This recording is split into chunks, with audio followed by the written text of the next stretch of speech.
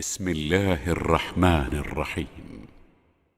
قل يا قوم اعملوا على مكانتكم إني عامل فسوف تعلمون من يأتيه عذاب يخزيه ويحل عليه عذاب مقيم إنا أنزلنا عليك الكتاب للناس بالحق فمن اهتدى فلنفسه ومن ضل فإنما يضل عليها وما أنت عليهم بوكيل.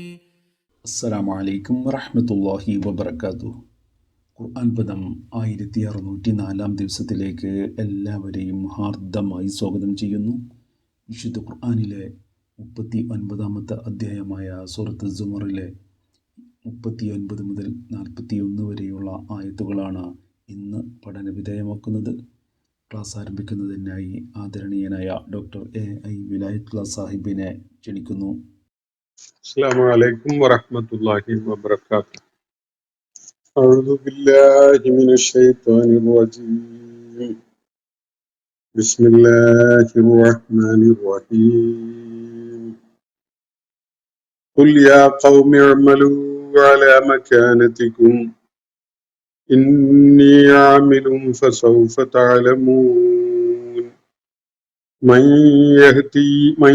يأتيه عذاب يخزيه ويحل عليه عذاب مقيم إنا أنزلنا عليك الكتاب للناس بالحق فمن اهتدى فلنفسه ومن ضل فإنما يضل عليها وما أنت عليهم بوكيل.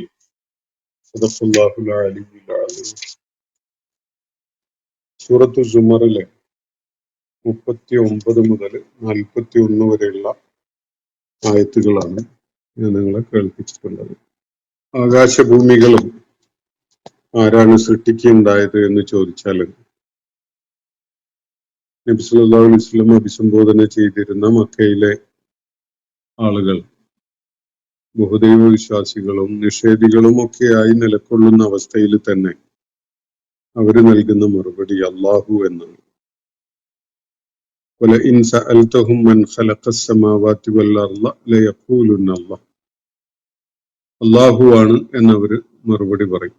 ആകാശങ്ങളെയും ഭൂമിയെയും സൃഷ്ടിച്ചത് ആരാണെന്നുള്ളത്. എന്നാൽ ഈ ആളുകൾ അള്ളാഹുവിന് പുറമെ വിളിച്ചു പ്രാർത്ഥിക്കുന്ന അവരാരാധിക്കുന്ന ദേവീദേവന്മാർ അവരുടെ കാര്യത്തില് അള്ളാഹു തന്റെ പ്രവാചകന് വല്ല ദ്രോഹവും ഉദ്ദേശിച്ചിട്ടുണ്ടെങ്കിൽ ഈ ദേവീദേവന്മാർക്ക് ആ ദുർറ് ആ പ്രയാസം നീക്കിക്കൊടുക്കാൻ സാധിക്കുമോ എന്നാണ് അവരോട് ചോദിക്കാൻ വേണ്ടി നബി സല്ലല്ലാഹു അലൈഹി വസല്ലമയോട് അല്ലാഹു കഴിഞ്ഞ ദിവസം നമ്മൾ പഠനവിധേയമാക്കിയ ആയത്തുകളിൽ ആവശ്യപ്പെടുന്നു. ഇനി അതല്ല അല്ലാഹു തന്റെ ദൂതന്റെ മേൽ കാരുണ്യം ചൊരിയാൻ ആണ് ഉദ്ദേശിച്ചിട്ടുള്ളതെങ്കിൽ ആ കാരുണ്യം തടഞ്ഞു നിർത്താൻ അവന്റെ അനുഗ്രഹങ്ങൾ തടഞ്ഞു വെക്കാൻ അവർക്ക് സാധിക്കുമോ? ഇതാണ് അവരെ യുക്തിപരമായി ചിന്തിക്കാൻ പ്രേരിപ്പിക്കുന്ന വിധത്തിലുള്ള ഒരു ചോദ്യമായിട്ട് അവരുടെ മുന്നിൽ വെക്കാൻ അല്ലെങ്കിൽ അവരോട് ഉന്നയിക്കാൻ നബി സല്ലല്ലാഹു അലൈഹി വസല്ലമയോട് അല്ലാഹു ആവശ്യപ്പെടുകയുണ്ടായിരുന്നു. എന്നിട്ട് തുടർന്ന് സ്വന്തം നയം വളരെ വ്യക്തമായി പ്രഖ്യാപിക്കാനും അല്ലാഹു ആവശ്യപ്പെടുകയാണ്. ഹസ്ബി അല്ലാഹു അലൈഹി യതവക്കലുൽ മുതവക്കിലൂൻ. എനിക്ക് അല്ലാഹു മതി. ഭരമേൽപ്പിക്കുവാൻ സന്നദ്ധതയുള്ളവരൊക്കെയും തന്നെ അവനെയാണ് ഭരമേൽപ്പിക്കുക. ആരെയാണ് കാര്യങ്ങൾ ഭരമേൽപ്പിക്കേണ്ടത് എന്നത് യഥാർത്ഥത്തിൽ ശരിയായ ബോധ്യത്തോടു കൂടി പരമേൽപ്പിക്കുന്നവരൊക്കെയും തന്നെ തിരിച്ചറിയുന്നുണ്ട് അവര് അള്ളാഹുവിലാണ് പരമേൽപ്പിക്കുക. അള്ളാഹു അല്ലാത്ത ഇതരന്മാരെ ആരാധിക്കുകയോ അവരുടെ സഹായം തേടുകയോ ചെയ്യുന്നവർക്ക് വലിയൊരു പ്രതിസന്ധി നേരിടേണ്ടി വരുന്ന ഘട്ടത്തില് അവരൊക്കെയും തന്നെ ആ ആരാധ്യന്മാരെയൊക്കെ കൈയൊഴിഞ്ഞ് അള്ളാഹുവിലേക്ക് തിരിയുന്നതും നിത്യജീവിതത്തിന്റെ പല സന്ദർഭങ്ങളിലുമായിട്ട് കാണാൻ സാധിക്കും എന്ന കാര്യം ഖുർആൻ ചൂണ്ടിക്കാണിച്ചിട്ടുണ്ട് പലയിടങ്ങളിലായിട്ട്. ഈ ആളുകളോട് പറയേണ്ട കാര്യങ്ങളൊക്കെ വ്യക്തതയോടുകൂടി പറഞ്ഞു കഴിഞ്ഞതിന് ശേഷം ഇന്ന് ഞാൻ നിങ്ങളെ കേൾപ്പിച്ച ആയത്തുകളിലായിട്ട് അള്ളാഹു നബി സല്ലല്ലാഹു അലൈഹി വസല്ലമയോട് ആവശ്യപ്പെടുന്നത് വേറെ ഒരു കാര്യം, ഒരു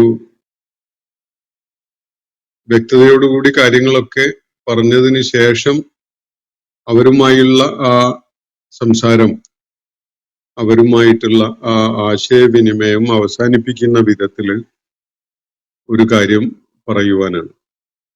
നമുക്ക് ഇന്ന് ഞാൻ വായിച്ചു കേൾപ്പിച്ച ആയത്തുകളെ, അവയുടെ അർത്ഥ സൂചനകളെ മനസ്സിലാക്കാൻ വേണ്ടി ശ്രമിക്കാം. ഖുൽ, നബി സല്ലല്ലാഹു അലൈഹി വസല്ലമയോട് അള്ളാഹു ആവശ്യപ്പെടുകയാണ്, പ്രവാചകരെ അവരോട് തുറന്നു പറയുക, അവരോട് കാര്യം വ്യക്തമായിട്ട് അങ്ങ് പറഞ്ഞേക്കുക. യാ ഖൗമി ഉഅ്മലൂ അലാ മക്കാനതികും, എന്റെ ജനമേ. യാ ഖൗം എന്ന് പറഞ്ഞാൽ എന്റെ നാട്ടുകാരെ അല്ലെങ്കിൽ എന്റെ ജനങ്ങളെ, ഞാൻ അഭിസംബോധന ചെയ്യുന്ന ആളുകളെ എന്ന് മനസ്സിലാക്കാം. യാ ഖൗം, ജനങ്ങളെ. ഉഅ്മലൂ അലാ മക്കാനതികും, നിങ്ങളുടെ മക്കാനത്തനുസരിച്ച്, നിങ്ങളുടെ നിലപാടനുസരിച്ച് നിങ്ങൾ പ്രവർത്തിച്ചോളൂ. മക്കാനത്ത് എന്ന് പറഞ്ഞാൽ സ്ഥാനം, പദവി, അല്ലെങ്കിൽ നിലപാട്, വീക്ഷണഗതി, നിങ്ങളുടെ അഭിപ്രായം, എന്നൊക്കെയാണ് അതിന്റെ അർത്ഥം. ഓരോരുത്തരും ഓരോ ബുദ്ധിപരമായ ദൈക്ഷണികമായ നിലപാട് ഉള്ളവരായിരിക്കുമല്ലോ. കാര്യങ്ങളെ കുറിച്ചുള്ള അവരുടെ തിരിച്ചറിവിന്റെ അടിസ്ഥാനത്തിലാണ് അങ്ങനെ ഒരു മക്കാനത്ത് ഉണ്ടാവുക ഓരോരുത്തർ. ആ മക്കാനത്തനുസരിച്ച് ആർക്കും പ്രവർത്തിക്കാൻ കഴിയുള്ളൂ. ഒന്നുകിൽ അള്ളാഹുവിന്റെ പ്രവാചകൻ മനുഷ്യ സമൂഹത്തിന് സത്യസന്ദേശവുമായി വന്ന ആളാണ് എന്നത് ബോധ്യപ്പെട്ടുകൊണ്ട് അദ്ദേഹം മുന്നോട്ട് വെക്കുന്ന ജീവിത ദർശനം ഉൾക്കൊണ്ടുകൊണ്ടാണ് പ്രവർത്തിക്കുക. അതല്ലെങ്കിൽ അത് വ്യാജമാണ്, കള്ളമാണ്, തെറ്റാണ് എന്ന ഒരു നിലപാട് സ്വീകരിച്ചുകൊണ്ടായിരിക്കും. അപ്പൊ ഈ വിധത്തിലൊക്കെയുള്ള വ്യത്യസ്തങ്ങളായ നിലപാടുകൾ ആളുകൾ സ്വീകരിക്കും. ഓരോരുത്തർക്കും അവരുടെ നിത്യജീവിതത്തിലെ പ്രവർത്തനങ്ങളൊക്കെയും തന്നെ രൂപകൽപ്പന ചെയ്യാൻ സാധിക്കുക അവരെ എത്തിച്ചേർന്നിട്ടുള്ള ആ നിലപാടുകളുടെ അടിസ്ഥാനത്തിലാണ്. ഇവിടെ നബി സല്ലല്ലാഹു അലൈഹി വസല്ലമയെ ലക്ഷ്യം വെച്ചുകൊണ്ട് ഈ ആളുകൾ, മക്കയിലെ നിഷേധികളായ ആളുകൾ പല വിധത്തിലുള്ള ദ്രോഹങ്ങളും ചെയ്തുകൊണ്ടിരിക്കുകയായിരുന്നു. അത് അവരുടെ ഒരു നിലപാടിനെ അടിസ്ഥാനപ്പെടുത്തിക്കൊണ്ടുള്ളതാണ്. മുഹമ്മദ് നബി സല്ലല്ലാഹു അലൈഹി വസല്ലം സത്യപ്രവാചകനാണ് എന്നത് അംഗീകരിക്കാൻ കൂട്ടാക്കാത്ത ഒരു നിലപാടാണ് അവർക്കുണ്ടായിരുന്നത്. ആ നിലപാടിനെ അടിസ്ഥാനപ്പെടുത്തിക്കൊണ്ട് അദ്ദേഹം തങ്ങളുടെ മതവിശ്വാസത്തെ തകർത്ത് കളയുന്ന, അല്ലെങ്കിൽ ഇവിടെ വലിയ ഛിദ്രതയുണ്ടാക്കുന്ന, നമ്മൾ ശീലിച്ചു വന്നിട്ടുള്ള രീതികളൊക്കെ ആകെ തകിടം മറിക്കുന്ന ഒരു പണിയാണ് ചെയ്യുന്നത്. അയാളെ അംഗീകരിക്കാൻ കഴിയുകയില്ല എന്നൊരു നിലപാട് സ്വീകരിക്കുന്ന ആളുകൾ ആയിരുന്നു മക്കയിലെ ആ ഘട്ടത്തിലെ ഭൂരിഭാഗം ഈ വിശുദ്ധ ഖുർആന്റെ അനുവാചകരായിട്ടുണ്ടായിരുന്ന ആളുകൾ. അവര് പല വിധത്തിലുള്ള ദ്രോഹങ്ങളും നബി സല്ലല്ലാഹു അലൈഹി വസല്ലമയ്ക്ക് എതിരിൽ അഴിച്ചുവിടാൻ വേണ്ടി ശ്രമിച്ചുകൊണ്ടിരിക്കുന്ന ഒരവസ്ഥയാണ് ഉണ്ടായിരുന്നത്. അവരോട് പറയാൻ വേണ്ടി അള്ളാഹു ഇവിടെ നിർദ്ദേശിച്ചിരിക്കുന്ന കാര്യം ഇതാണ്. യാ ഖൗം, ജനങ്ങളെ. ഉഅ്മലൂ അലാ മക്കാനതികും, നിങ്ങൾ എന്താണ് ചെയ്യാൻ ഉദ്ദേശിച്ചത് എങ്കിൽ നിങ്ങൾ അത് ചെയ്തോളൂ. നിങ്ങളുടെ നിലപാടിനെ അടിസ്ഥാനപ്പെടുത്തിക്കൊണ്ട്, നിങ്ങളുടെ മക്കാനത്തിനെ അടിസ്ഥാനപ്പെടുത്തിക്കൊണ്ട്, നിങ്ങളുടെ തിരിച്ചറിവിനെയും ബോധ്യത്തിനെയും നിങ്ങൾ എത്തിച്ചേർന്നിട്ടുള്ള ധാരണയെയും ഒക്കെ അടിസ്ഥാനപ്പെടുത്തിക്കൊണ്ട് നിങ്ങൾ പ്രവർത്തിച്ചോളൂ. ഇന്നി ആമിലുൻ, ഞാനും പ്രവർത്തിക്കുകയാണ്. എന്റെ തിരിച്ചറിവ്, ബോധ്യം, ഞാൻ എത്തിച്ചേർന്നിട്ടുള്ള ധാരണകള്, ഇതിന്റെയൊക്കെ അടിസ്ഥാനത്തിലാണ് ഞാനും പ്രവർത്തിക്കുന്നത്. അപ്പൊ നിങ്ങളുടെ പ്രവർത്തിക്കാനുള്ള അവസരം പ്രയോജനപ്പെടുത്തുന്നു, നിങ്ങൾക്ക് തോന്നിയതൊക്കെ നിങ്ങൾ ചെയ്യുന്നു, നിങ്ങളുടെ ധാരണകളുടെ ഒക്കെ അടിസ്ഥാനത്തിൽ. എന്റെ ബോധ്യങ്ങളുടെ അടിസ്ഥാനത്തിലാണ് ഞാൻ പ്രവർത്തിക്കുകയും ചെയ്യാം. അപ്പോ നമ്മളുടെ രണ്ടു കൂട്ടരുടെയും വഴികൾ ഒന്നല്ല, രണ്ട് വഴികളിലാണ് നമ്മളുള്ളത്. നിങ്ങളുടെ നിലപാടനുസരിച്ച്, നിങ്ങളുടെ മക്കാനത്തനുസരിച്ച്, നിങ്ങളുടെ ബോധ്യങ്ങളും നിങ്ങളുടെ തിരിച്ചറിവുകളും ഒക്കെ അനുസരിച്ച് പ്രവർത്തിക്കുന്നു. എന്റെ ബോധ്യവും തിരിച്ചറിവും ധാരണയും ഒക്കെ അടിസ്ഥാനപ്പെടുത്തിക്കൊണ്ട് ഞാനും പ്രവർത്തിക്കുന്നു. ഖുൽ യാ ഖൗമി ഉഅ്മലൂ അലാ മക്കാനതികും ഇന്നി ആമിലുൻ. ഞാനും പ്രവർത്തിക്കുകയാണ്. അപ്പോ എന്റെ അമല് ഞാൻ ചെയ്യുന്നു, നിങ്ങളുടെ അമല് നിങ്ങൾ ചെയ്യുന്നു. എന്റെ അമലിന് എന്റെ ബോധ്യങ്ങളെ അടിസ്ഥാനപ്പെടുത്തിക്കൊണ്ടാണ് ഞാൻ അതിന്റെ കാര്യങ്ങൾ നിർണയിക്കുന്നത്. നിങ്ങളുടെ ബോധ്യങ്ങളുടെ അടിസ്ഥാനത്തിൽ നിങ്ങളും പ്രവർത്തിച്ചോളൂ. ഇതാണ് പറയുന്നത്. ഈ ആശയം വിശുദ്ധ ഖുർആനില് പല രൂപത്തിലും അവതരിപ്പിക്കപ്പെട്ടത് കാണാൻ കഴിയും. സൂറത്തുൽ കാഫിറൂനിൽ ലക്കും ദീനുക്കും വലിയ ദീൻ എന്ന് പറയുന്നതിന്റെ ഒരു സന്ദേശവും ഇത് തന്നെയാണ്. അത് മതേതരത്വത്തിന്റെ വളരെ സുമോഹനമായ ഒരു ആദർശം അല്ലെങ്കിൽ ഒരു ആശയം പറയലൊന്നുമല്ല. അത് പലരും തെറ്റിദ്ധരിപ്പിക്കാറുണ്ട്. നമ്മുടെയൊക്കെ സാഹചര്യത്തില് ചിലർക്ക് പ്രഭാഷണത്തിനൊക്കെ കൊഴുപ്പ് കൂട്ടാൻ അത് ഉപകരിക്കാറുണ്ട്. പക്ഷെ അത് ഒരു വഴിപിരിയലിന്റെ സംസാരമാണ്. ഞാൻ പിന്തുടരുന്നത് ദൈവികമായി വെളിപ്പെടുത്തപ്പെട്ട സത്യത്തെയാണ്. നിങ്ങൾ അങ്ങനെയല്ല, നിങ്ങൾ വ്യാജമായ അബദ്ധമായ കാര്യങ്ങളെയാണ് പിന്തുടരുന്നത് എന്ന് യാതൊരു സംശയത്തിനും ഇടമില്ലാത്ത വിധത്തിൽ പറഞ്ഞു വ്യക്തമാക്കിയതിന് ശേഷം നിങ്ങൾക്ക് നിങ്ങളുടെ വീക്ഷണം, എനിക്ക് എന്റെ വീക്ഷണം, നിങ്ങൾ നിങ്ങളെ വഴിക്ക് പോയിക്കോ, ഞാൻ എന്റെ വഴിക്ക് പോകാം, ഇതാണ് ആ പറയുന്ന കാര്യം. അതൊരു വഴിപിരിയലിന്റെ പ്രഖ്യാപനമാണ്. അത് ബോധ്യപ്പെടാത്ത ആളുകൾ ആ സൂറത്തിന്റെ തുടക്കഭാഗം ഒന്ന് വായിച്ചാൽ തന്നെ ബോധ്യപ്പെടും. ഖുൽ യാ അയ്യുഹൽ കാഫിറൂൻ എന്ന് പറഞ്ഞുകൊണ്ടാണ് അത് തുടങ്ങുന്നത് തന്നെ. അപ്പോ അത് അവസാനിക്കുന്നത് വഴിപിരിയലിന്റെ ഒരു സംസാരം നടത്തിക്കൊണ്ടുമാണ്. സമാനമായ ഒരു ആശയം തന്നെയാണ് ഇവിടെയും അള്ളാഹു സത്യനിഷേധികളോടായിട്ട് പറയാൻ വേണ്ടി നബി സല്ലല്ലാഹു അലൈഹി വസല്ലമയോട് ആവശ്യപ്പെടുന്നത്. യാ ഖൗമി ഉഅ്മലൂ അലാ മക്കാനതികും.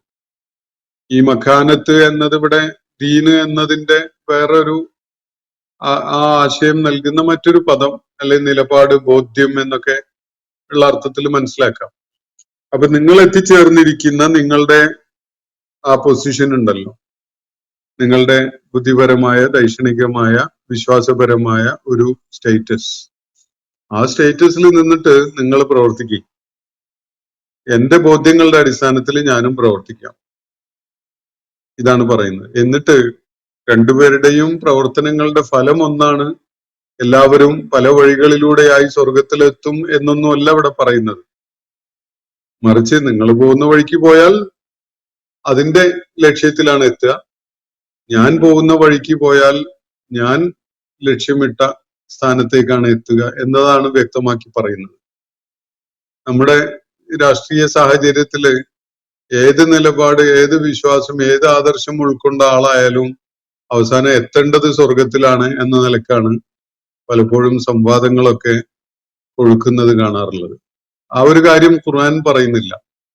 ഖുർആൻ രണ്ട് വഴികളെ വേർതിരിച്ച് കാണിച്ചുകൊണ്ട് ഹക്കിന്റെ വഴി തെരഞ്ഞെടുത്തവൻ വിജയത്തിലേക്ക് എത്തുന്നു, ബാത്തിലിന്റെ വഴി തെരഞ്ഞെടുത്തവൻ പരാജയത്തിലേക്ക് എത്തുന്നു. പരാജയത്തിന്റെ പരിണതി ഇന്നതാണ്, വിജയത്തിന്റെ പരിണതി ഇന്നതാണ് എന്നത് വ്യക്തമാക്കി കാണിച്ചുകൊണ്ടാണ് കാര്യങ്ങൾ പ്രതിപാദിക്കുന്നത്. അപ്പൊ എന്നിട്ട് പറയുന്നത് എഅ്മലൂ അലാ മക്കാനതികും ഇന്നി ആമിലുൻ.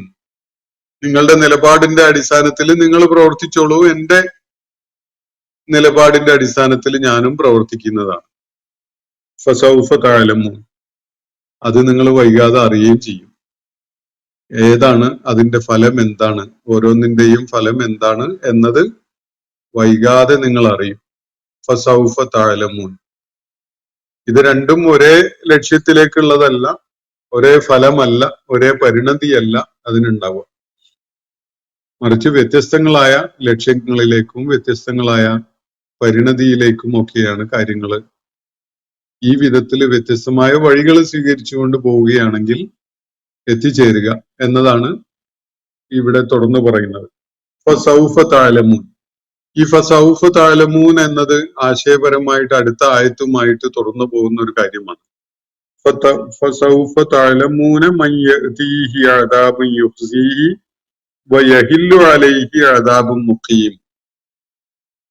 തുടർന്നുള്ള ആയത്തിൽ പറയുന്ന കാര്യം അതാണ്. അതിനോട് ചേർത്ത് വായിക്കാൻ വലിയ സാധ്യതയുള്ള, അല്ലെങ്കിൽ അങ്ങനെ വായിക്കാൻ കൂടുതൽ പ്രേരണ ഉണ്ടാകുന്ന വിധത്തിലുള്ള ഒരു കൺസ്ട്രക്ഷൻ ആണ്. ഇപ്പൊ സൗഫ തഅലമൂൻ എന്ന് പറഞ്ഞിട്ട് വൈകാതെ നിങ്ങൾ അറിയും എന്ന് പറഞ്ഞിട്ട് എന്താണ് അറിയുക എന്നത് അവിടെ പറയുന്നില്ലല്ലോ. അത് തുടർന്നുള്ള ആയത്തിലാണ് പറയുന്നത്. നിങ്ങൾ വൈകാതെ അറിയും. എന്താണ് അറിയുക? മൻ യഅതീഹി അദാബുൻ യുഖ്സീഹി. അപമാനിതരാക്കുന്ന ശിക്ഷ ആരെ തേടിയാണ് വരിക എന്ന കാര്യം നിങ്ങൾ അറിയും.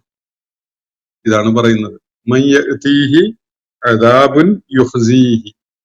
ഒരാളെ അങ്ങേയറ്റം നിന്ദ്യനാക്കുന്ന, അപമാനിതനാക്കുന്ന ശിക്ഷ അത് ആരെ തേടിയാണ് വരാനിരിക്കുന്നത് എന്നത്, ആരെ തേടിയാണ് വരിക എന്നത് നിങ്ങൾ വൈകാതെ അറിയും.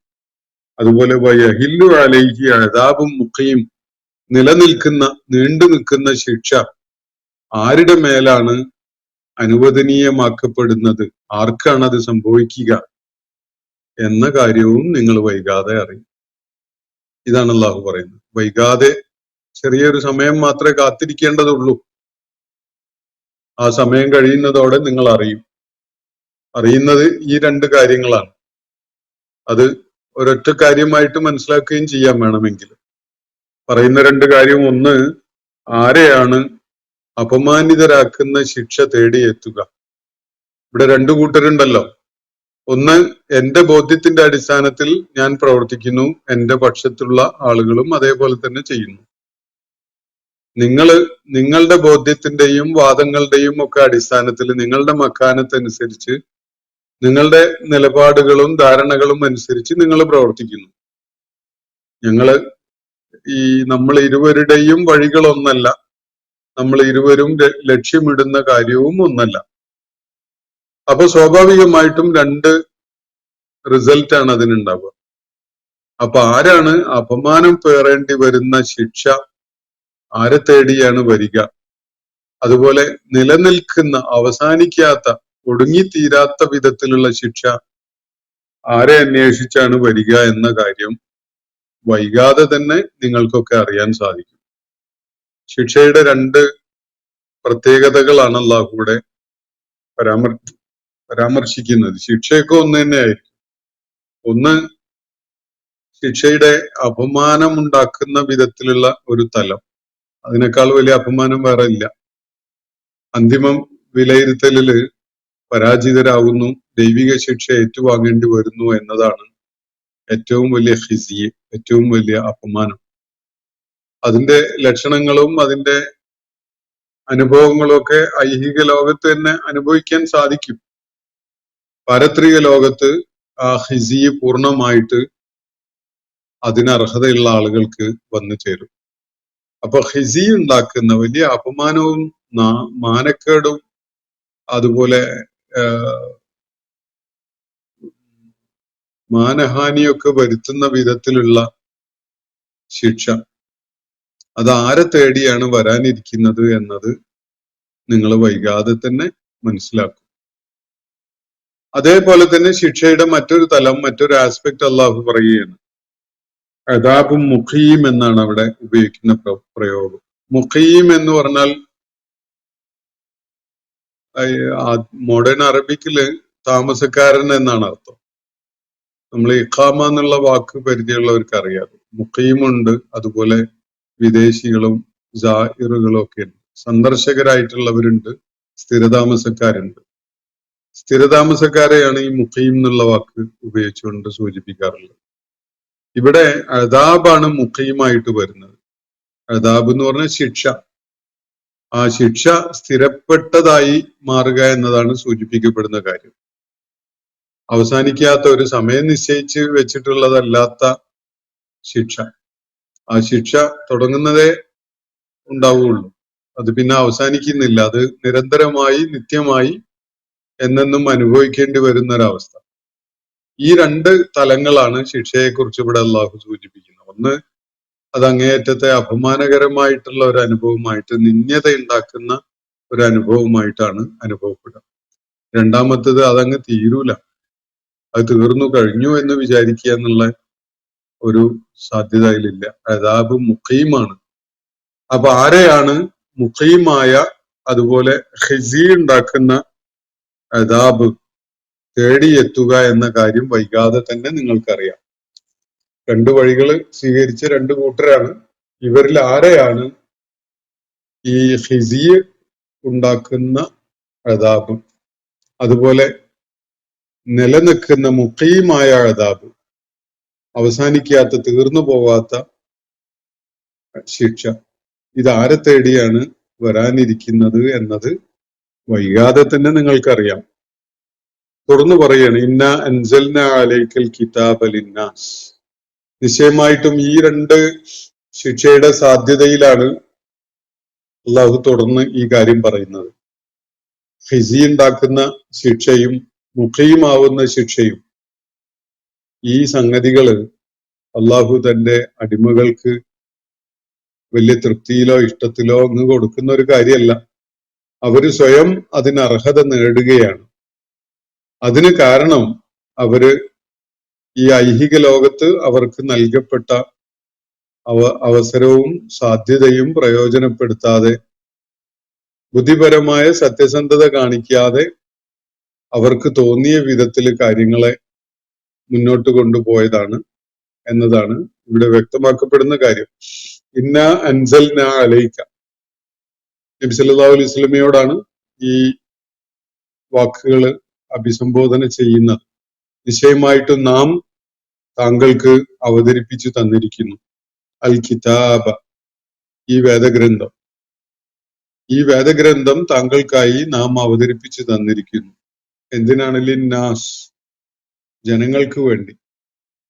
ജനങ്ങൾക്ക് ജീവിത മാർഗദർശനം കിട്ടുന്നതിനും ഏതു വഴി തെരഞ്ഞെടുക്കണമെന്ന് അറിയുന്നതിനൊക്കെ വേണ്ടി താങ്കൾക്ക് നാം ഈ കിതാബ് അവതരിപ്പിച്ചു തന്നിരിക്കുന്നു.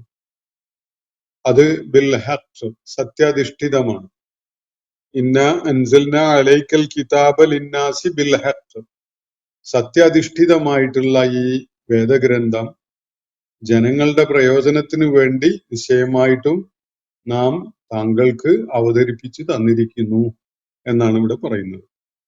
അതുകൊണ്ട് ഫമനിഹ്തദ ഫലിനഫ്സി, അത് പ്രയോജനം ചെയ്തുകൊണ്ട് ആരാണോ സന്മാർഗിയാവുന്നത്, ഫമനിഹ്തദ, ആരാണോ സന്മാർഗം ഉൾക്കൊള്ളുന്നത്, സന്മാർഗം സ്വീകരിക്കുന്നത്, ഫലിനഫ്സി, അതിന്റെ ഗുണം, അതിന്റെ പ്രയോജനം അവന് തന്നെയാണ്.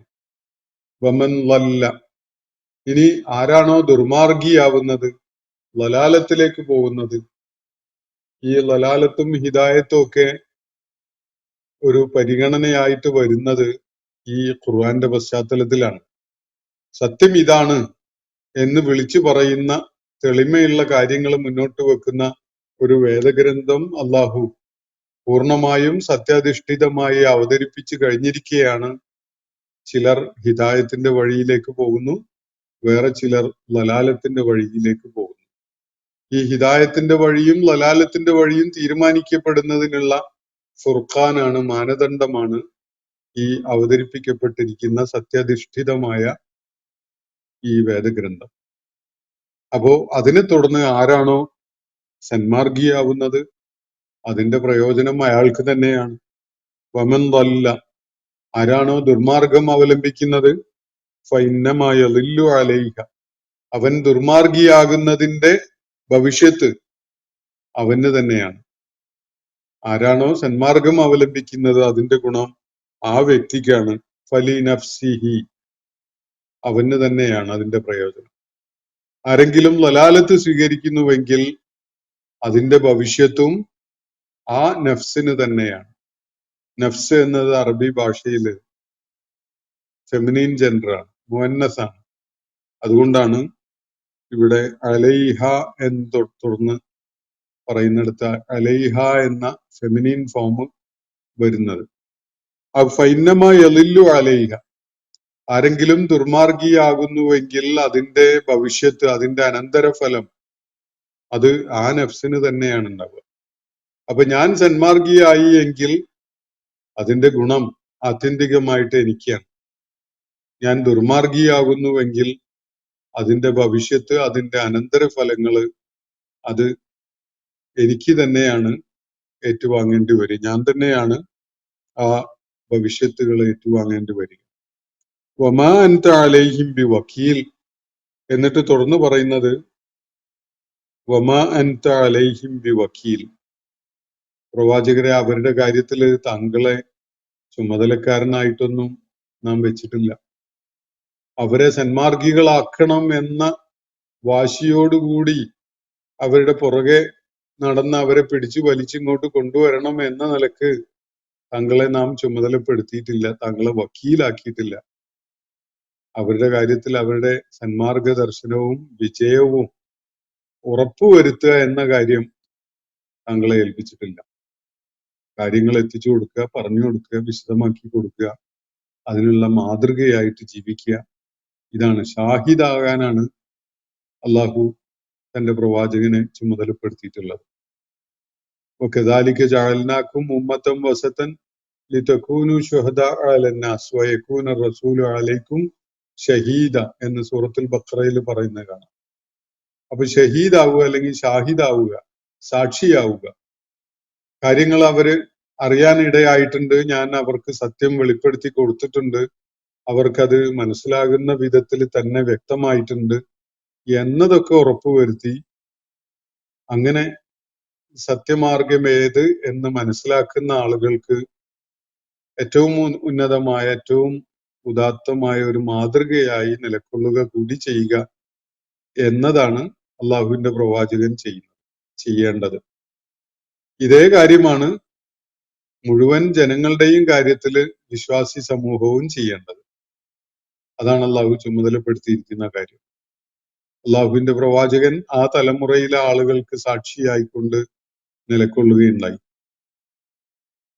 ജനങ്ങളോ, അള്ളാഹുവിന്റെ പ്രവാചകനെ പിൻപറ്റിയ ആ സമൂഹം, ആ ജനത, പിന്നീട് അവരുടെ പിന്മുറക്കാരായി വന്നവർ, അവരൊക്കെയും തന്നെ അന്ത്യനാള് വരെയുള്ള മുഴുവൻ മനുഷ്യർക്കും ഇതുപോലെ സത്യം മുൻനിർത്തിക്കൊണ്ട് സാക്ഷികളായി ജീവിക്കുന്ന ഒരു റോളിലാണുള്ളത്. അപ്പോ നമ്മൾ ഓരോരുത്തരെയും കണ്ടാൽ സത്യം എന്ത് എന്നത് ആളുകൾക്ക് മനസ്സിലാക്കാൻ സാധിക്കണം. സത്യം ഉൾക്കൊണ്ട ആളുകൾ എങ്ങനെയാണ് ജീവിക്കേണ്ടത് എന്നതും മനസ്സിലാക്കാൻ സാധിക്കണം. ഈ വിധത്തിലാണ് നമ്മുടെ മുന്നിൽ, അല്ലെങ്കിൽ ആദ്യ തലമുറയുടെ മുന്നിൽ അള്ളാഹുവിന്റെ പ്രവാചകൻ ഉണ്ടായിരുന്നത്.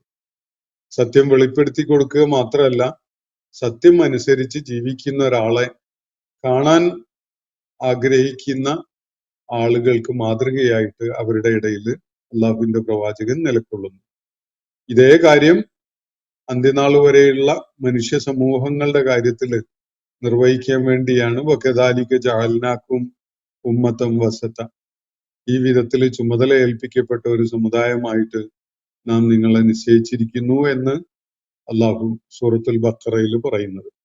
അപ്പോ ഫമൻ ഇഹ്തദാ ഫലി നഫ്സി, ആരാണ് ഈ സത്യസാക്ഷ്യം കണ്ടുകൊണ്ട് സന്മാർഗിയാവുന്നത്, ഹിദായത്തിലേക്ക് വരുന്നത്, അത് അവന് തന്നെയാണ് പ്രയോജനകരമാവുക. ഫലി നഫ്സിഹി, അത് അവന് തന്നെയാണ്, അതിന്റെ പ്രയോജനം അവന് തന്നെയാണ്. വമല്ലല്ല, ആരാണോ ദുർമാർഗിയാവുന്നത്, ഫഇന്നമാ യളില്ലു അലൈഹ, അവൻ ദുർമാർഗിയാവുന്നതിന്റെ ഭവിഷ്യത്തുക്കള്, അതിന്റെ എല്ലാ ദുരന്തങ്ങളും അവന് തന്നെയാണ് ഉണ്ടാവുക. വമാ അൻത അലൈഹിം ബി വക്കീൽ, അവരുടെ കാര്യത്തില് താങ്കൾ വക്കീലായിട്ട് നിയമിക്കപ്പെട്ടിട്ടില്ല. അവരുടെ കാര്യം പൂർണ്ണമായി ചുമതല നിർവഹിച്ചുകൊണ്ട് നിൽക്കുക എന്ന നിലക്ക് താങ്കളെ വക്കാലത്ത് ഏൽപ്പിച്ചിട്ടില്ല. അവരെ കാര്യങ്ങൾ അറിയിക്കുന്ന ഒരു റസൂലായിട്ടാണ് അള്ളാഹുവിന്റെ പ്രവാചകൻ നിയോഗിക്കപ്പെട്ടിട്ടുള്ളത്. വക്കീൽ എന്ന് പറഞ്ഞാൽ കുറച്ചുകൂടി 2 സ്റ്റെപ്പ് അപ്പുറത്തേക്ക് കൂടി പോകണം. റസൂൽ എന്ന് പറഞ്ഞാൽ തബ്ലീഗ് ചെയ്യുന്ന ആളാണ്, കാര്യങ്ങൾ എത്തിച്ചു കൊടുക്കുന്ന ആളാണ്, അതിന് മാതൃകയായിട്ട് കൂടി നിലകൊള്ളുന്ന ആളാണ്. വക്കീൽ എന്ന് പറഞ്ഞാല് അയാൾക്ക് വേണ്ടി കാര്യങ്ങൾ ഉറപ്പുവരുത്തുന്ന ഒരു പണി കൂടിയുണ്ട്. അങ്ങനെയാണല്ലോ കോടതിയിൽ വക്കീല് ഹാജരാവുന്നത്. പ്രതി അല്ലെങ്കിൽ ബന്ധത്തിൽ ഈ വിഷയത്തിൽ ബന്ധപ്പെട്ട ആള് വാദിയായാലും പ്രതിയായാലും അയാൾക്ക് വേണ്ടി കാര്യങ്ങൾ നിർവഹിക്കുന്നവനായിക്കൊണ്ടാണ്. അങ്ങനെയല്ല ഒരു ദൂതന്റെ ദൗത്യം. കാര്യങ്ങൾ പറഞ്ഞു ബോധ്യപ്പെടുത്തി കൊടുക്കുക, വ്യക്തമാക്കി കൊടുക്കുക എന്നത് മാത്രമാണ് ദൂതന് ചെയ്യാനുള്ളത്. അയാൾ ആ വഴി തന്നെ സ്വീകരിക്കും എന്നത് ഉറപ്പുവരുത്തുക എന്നുള്ള ഒരു ചുമതല, അത് ഒരു വക്കീൽ ചെയ്യുന്ന ചുമതലയാണ്. അങ്ങനെ വക്കീലായിട്ട് താങ്കളെ നാം നിയോഗിച്ചിട്ടില്ല എന്നാണ് അള്ളാഹു ഇവിടെ വ്യക്തമാക്കുന്നത്. വമാ അൻത അലൈഹിം ബി വക്കീൽ. അവര് സത്യമാർഗത്തിൽ അങ്ങ് വരും, അങ്ങോട്ട് പിടിച്ചു വലിച്ച് അവരെ അവിടെ നിർത്തി ഉറപ്പിച്ച് അവരുടെ വിജയം സുനിശ്ചിതമാക്കി അങ്ങനെ നിലകൊള്ളാനല്ല.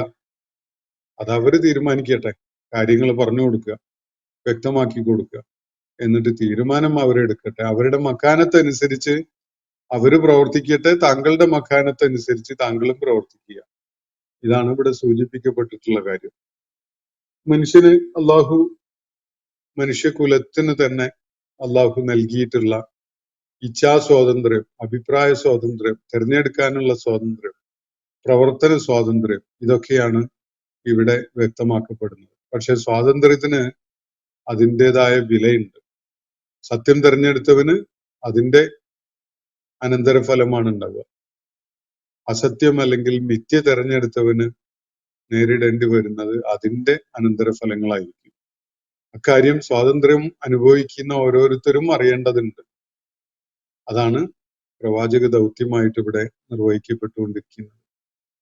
ഇന്നത്തെ സെഷൻ ഇവിടെ അവസാനിക്കുകയാണ്. വാഖിറു ദഅ്വാന അനിൽ ഹംദുലില്ലാഹി റബ്ബിൽ ആലമീൻ. അസ്സലാമു അലൈക്കും വറഹ്മത്തുള്ളാഹി വബറകാതുഹു. ഇന്നത്തെ ഖുർആൻ പദം ഇവിടെ സമാപിക്കുന്നു. ഖുർആൻ പഠനത്തിൽ പങ്കെടുത്ത എല്ലാവർക്കും അല്ലാഹു അർഹമായ പ്രതിഫലം നൽകി അനുഗ്രഹിക്കട്ടെ. വആഖിറു ദഅ്വാന അനിൽ ഹംദുലില്ലാഹി റബ്ബിൽ ആലമീൻ. അസ്സലാമു അലൈക്കും വറഹ്മത്തുള്ളാഹി വബറകാതുഹു.